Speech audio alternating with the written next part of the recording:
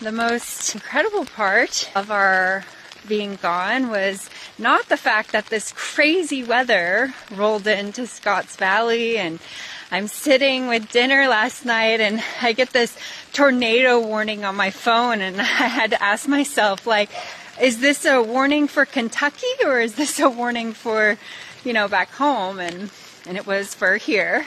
So Hattie says hi. I haven't seen her all week, so I'm actually at the top of the barn to say hi to our barn kittens and to the horses and see how they're doing. But yeah, it wasn't that we got this crazy weather that came in. It was the fact that we welcomed our first guest to the carriage house, and that was so exciting. So I got the whole house set up. We worked really hard to make it super welcoming and very like bed and breakfast, not Airbnb, of what it's become. I remember when Airbnb started and it was so popular because people got to go to like these unique places and they got to meet unique hosts, and it was very personalized. And then with all this corporate buyout of properties and commodifying everything, it turned away from the person, the host, the property owner or the homeowner sharing their space with guests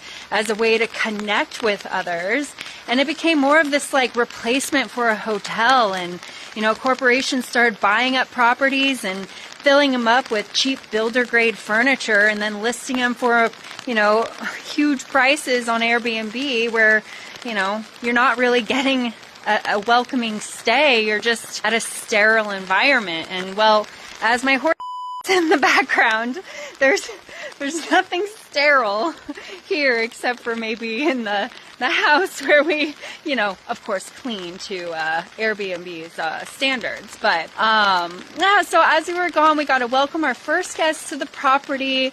I think the most exciting part and like little tradition I think I'm going to do is I wrote a letter to my guests and I left it on the master bedroom desk.